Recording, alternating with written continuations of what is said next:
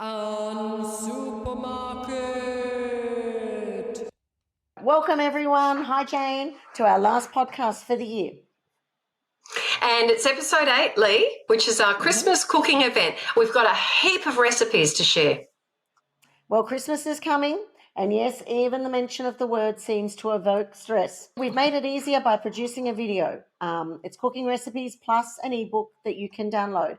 The link will be in the description below.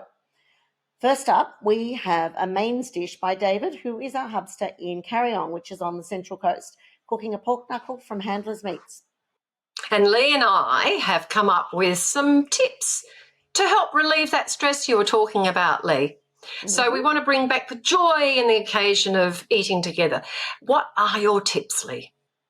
Well, my big tip, Jane, is to plan ahead. It's never too early to tick off that food list in your head and pop it onto paper.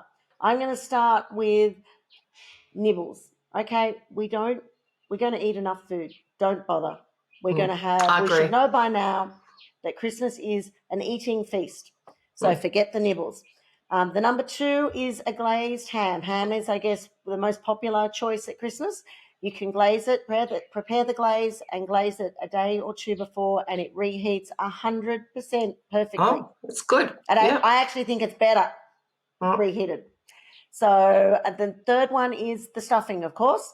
The turkey stuffing can also be done a day or 2 or even 3 before, and then you can stuff the turkey ready to put in the oven on Christmas Day. I've got one, a frozen steak. So a lot of people freeze their steak. And if you've got steak which is like 1 centimetre thick, so it'd be like a Scotch fillet or a Scotch loin or a sirloin, and you want it crunchy on the outside and beautiful on the inside. So what you do is you take the steak frozen and you put it on a hot barbecue and you sear it on both sides and it caramelizes it and it cooks slowly and defrosts inside. You'll end up with a rare to medium rare inside. It's a really delicious way to do it. Oh, I've never tried that. That sounds great and easy.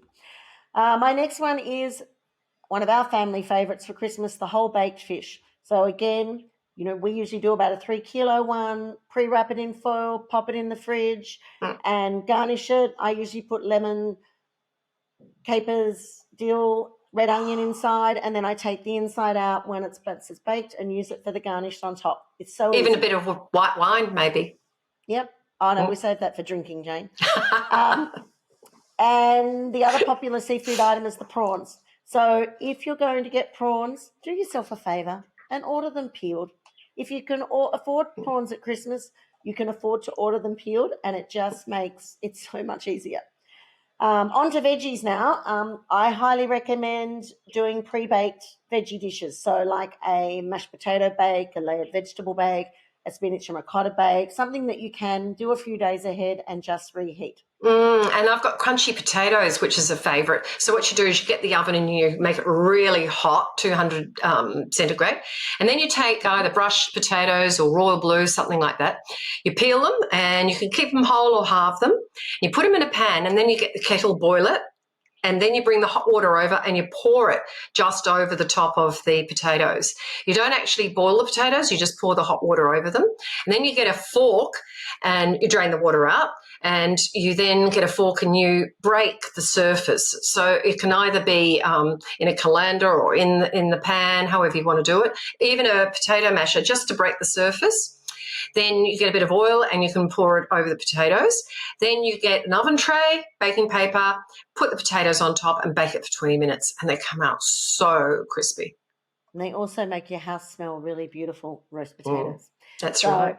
Last tip really, Jane, is I swear by disposable foil trays. They are your best friend for Christmas. You can soak and reuse them. It just saves all of the hard-to-clean trays. You can even stack your foils and put them in the oven till you're brave enough to wash them up. So and if you're barbecuing, our full trays are helpful to put things in too. Yeah, absolutely. Food is a creative art, so do it on your terms. It does not have to be perfect. No, and we wish you all a Merry Christmas. And a Happy New Year. Enjoy the cooking videos that follow, everyone. Hi, I'm David from the Carryong Hub in New South Wales, and we're going to cook a roast pork knuckle this weekend. So we already got the pork out of the freezer yesterday to defrost it. We took the plastic off it and it's been in the fridge overnight so it can dry out a bit. We're going to cook it in the barbecue. Okay, so here's our pork, and I'm just using this knife. It's a nice knife that I can actually lean on, and I can actually score this pork. If you don't do this, you won't get good crackling, or 15 millimeters or so apart for the scores. And I'm going to continue it on the bottom side here as well. I'm just going to pour some oil on it, and then I'll just sprinkle some salt. There's plenty of salt, don't worry about putting too much on, you can keep going. So we're just going to rub that in. So we've got plenty of salt on it. We'll also put some on the reverse side, and we're just going to we'll just put that in this rack here, and the rack just keeps it up. We've got water in the bottom of this dish as well, that will just evaporate as we cook this outside. Here's our barbecue. We're just going to open this up, and we're just going to place this basically in the middle of the barbecue and put the lid down. So we've just got the two outside burners on. They're only on half. The temperature of the barbecue is currently showing 150 in the bottom of the dish there, and we'll just check to make sure it's not burning or not getting too hot on top of the pork. So here we have the barbecue. It's up to around about 190, I think, Celsius. That's actually about where I want it to be. And if we have a look, you can see that it's already got crackling. It's coming along quite nicely. Doesn't look too hot. I've actually got a meat thermometer that I will use when we bring it in. I'll use a meat thermometer just to make sure that it's cooked. So this has been on for about an hour now. You can see the temperature is holding pretty steady right now. Let's just have a look and see what it looks like. Oh yeah, that's coming along quite nicely. So we've just taken the apple out of the microwave. We haven't done anything with the apple apart from slice it up. We haven't put any sugar or anything else in there. But I'm going to blend this up using this hand mixer, and that'll be ready to go then. Okay, this is our 1.5 hours for the pork, so we might just check to make sure it's cooked. We're looking for well done. We're looking for in the 70s. So probably we'll need to keep it in there a bit longer, I'd say. So we'll just keep that in there a bit longer. Okay, so we've poured it in, and we're just going to put it in some foil and just let it rest for a few minutes before we cut it up.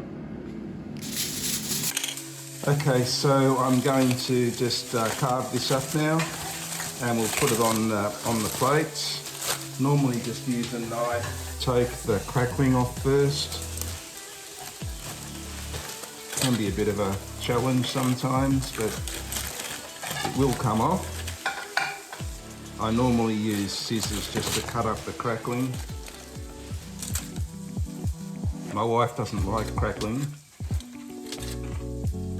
so it's a bit of a tragedy that I've got to eat it all, but you know, you got to do what you got to do sometimes.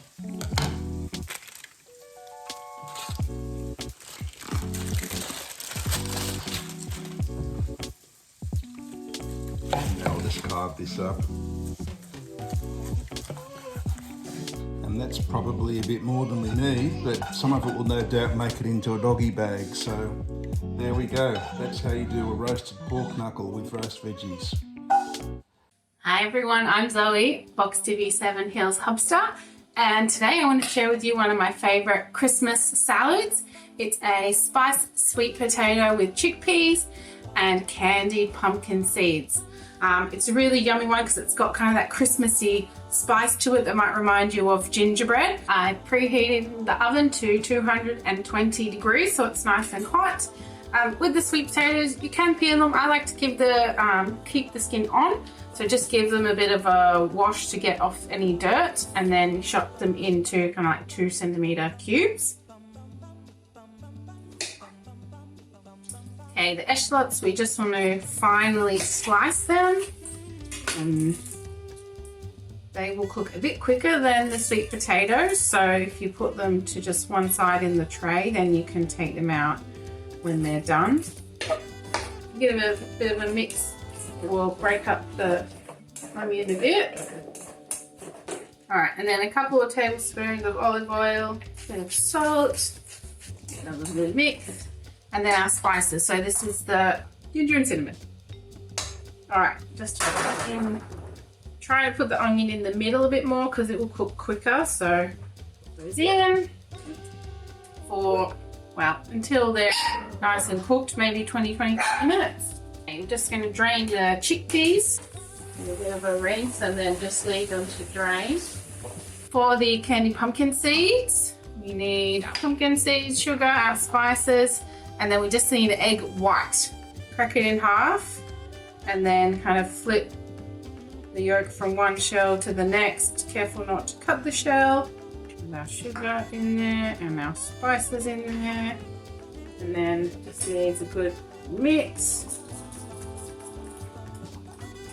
Get these all in a nice single layer.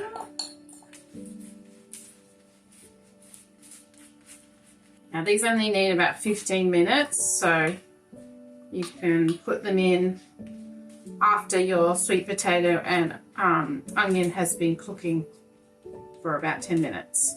Now for the tahini yogurt sauce, I've got 3 tablespoons of Greek yogurt in there, and then we're just going to add half the juice of a lemon. Put that in. And then 1 garlic clove. Now it's about half a cup of tahini. If you haven't used tahini before and you're opening the jar, it does separate from the oil, so give it a little bit of a mix the first time so that you're not just getting all of the oil on the bottom. And we just need half a cup. Some salt. You got to kind of whisk it together. The lemon juice will break down the tahini and it will be a little bit hard to whisk it first, but just add a tiny bit of water at a time to get it to a good kind of sauce consistency. Now, if you add too much water, don't worry too much. It thickens up as it sits. So that's kind of pouring sauce consistency that I'm looking for. Okay, our sweet potato is baked and our pumpkin seeds too. Gotta let this cool down a little bit and then just break it up into clumps. All right, now with the sweet potato, put our chickpeas in. There's our chopped up parsley, half a cup, and the echalotts. All right, now just give that a little bit of a mix before you put it in your serving bowl. Now, serve it up. You don't need to serve it warm, so this is a great one to make ahead if you're going to someone else's house. Now we'll just get us some of these on top. And then our dressing. We'll just spoon little dollops on. Or you can just leave it on the side and people can put as much as they want in. There you go. Enjoy. Today I'm going to be making some crispy skin salmon and some herbed roast potatoes. You can actually parboil the potatoes the day before and just put them in the fridge. And the salmon, all you're doing is seasoning and popping in the oven. So it truly is simple. First thing I'm going to do is I'm going to cut my potatoes in half and I'm going to parboil it with a little bit of salt. So I will see you soon. Okay everyone, so I have parboiled my potatoes and I've just popped a few knobs of butter in there, a little bit of oil, some garlic, sprinkling of the thyme. This is a fun bit. Put the lid on and just give it a good shake. They all look smashed up a little bit. It's going to give them that fluffy, crispy texture on the outside. I am going to drizzle a little bit of oil on the tray as well. Straight into the tray. They are going to taste amazing. I'm going to get the generous sprinkling of salt as well. some pepper. Now, one thing I did forget to mention is I have preheated my oven to about 200 degrees. Okay, so the potatoes are in the oven and I have my salmon here. The first thing we want to do is just pat them dry, both skin side and top side. And then we've got our baking tray, and I've already lined it with some paper. Little drizzle is salt and pepper, both sides. And I'll flip this over and pop it in the tray. So my salmon's going to go in the oven for about 8 to 10 minutes. Might check them at the 8-minute mark and then flip them over skin side up. So we're half an hour into with the potatoes and I'm just flipping them. I did add a teeny bit of butter and I'm going to pop them back in for probably another 10 minutes. So my potatoes are nearly ready. I'm literally going to throw the asparagus just on the side. I might drizzle a tiny bit of oil on them. Throw them back in for no more than 5 minutes and they should be done. So I've just taken the salmon out after about 8 minutes, I think it is. And what I'm going to do now is just turn them over so they're skin side up. I really want that skin to crisp up. I've already put some salt and pepper onto both sides, so I'm not going to do that again. And hopefully when I take them out of the oven, it should all be crispy. Okay, so potatoes are out, fish are out, and everything looks amazing. Potatoes are nice and crispy, and so the fish skin. So all we need to do now is dish it out, plate it, and eat. All served up, and I did make it very quick garlic butter, which I'm just gonna drizzle on all 4 plates. And I am the typical open sesame cook. I literally go to my fridge, open the door and decide what I'm going to cook. So I thought for Christmas, let's make it really easy. And I've just taken the vegetables that I've got in the fridge and I'm going to cook them into a lovely vegetable bake, which can go with my turkey or my ham or whatever it is you choose to eat for Christmas. So I'll show you first of all what I'm going to put into the bake, and then I simply put it in the oven and bake it. So my oven I have preheated at 180, so that's on there at the moment, waiting for me to put in the oven bake. As you can see, I've got a real mix of things. I've got zucchini, beans, eggplant, onions, capsicum, cauliflower. If I want the eggplant, you'll notice this is starting to oxidise. You can put a little bit of lemon on it and it will stop it oxidising. So all this can actually be prepared early. I have in here some Italian parsley, so there we are with that. I've got mushrooms. There's a whole mix of mushrooms in there that I've chopped up. There is corn that's going in as well. And I happen to have a mix of some salt and some herbs in there from previous, which I'm going to use. And I'm going to put it in this beautiful spice mix by Delicious. So that will spice it up. And simply some water from the kettle. So off I go, and I'm going to layer, literally like a lasagna. I'm going to lay into an oiled casserole dish the eggplant, and then I'll throw in some onions, and you can choose anything. If you want to put potatoes in, you can do that as well. There we go. And then I'll put a little sprinkle of salt and a little sprinkle while I'm at it of the paella. So I'll just put a little bit of that in just to give it the flavour on that layer. Then I'll do another layer and so forth until I've finished.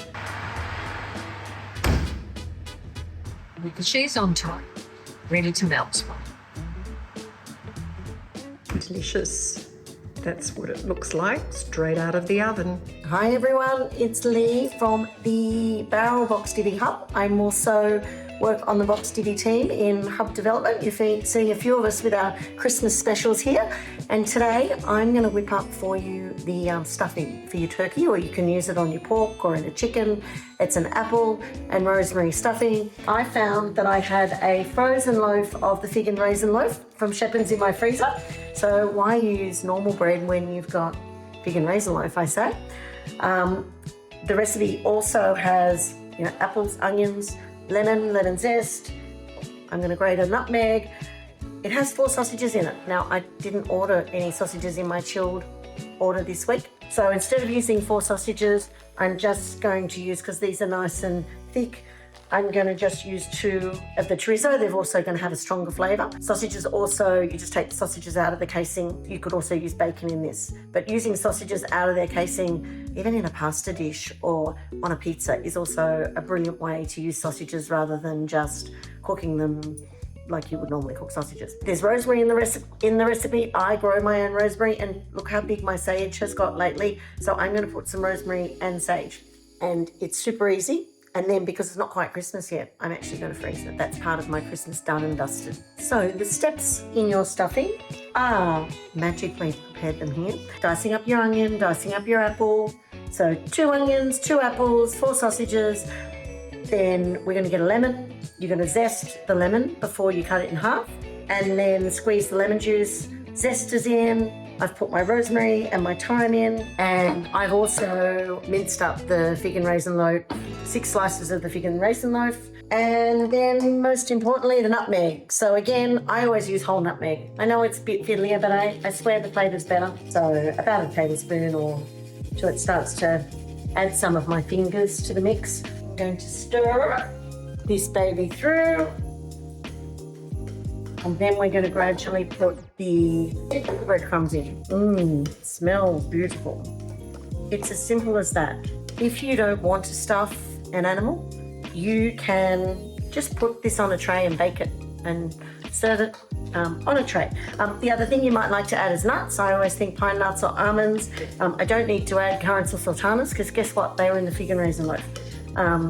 But for me, I think there's more than enough flavour without adding nuts and giving people anaphylactic reactions on Christmas Day that you didn't know about.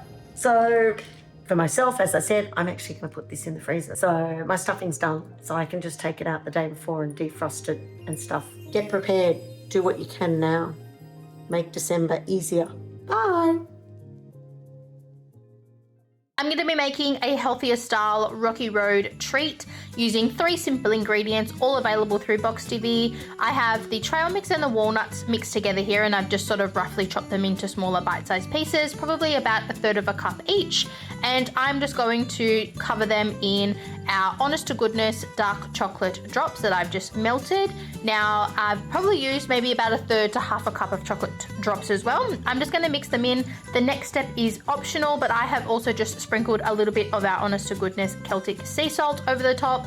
I'm just going to pop these in the fridge so they can cool, and as you can see, once they're cooled, they are so easy to slide out, and they are the perfect little size for any little party treat or dessert for your upcoming next event. Let me know if you try them out. And we'll be back in 2025, Leigh, around about the end of February. We'll be here before we know it, Jane. So thank you to our wonderful team for giving their time to share their recipes. And remember, on soon.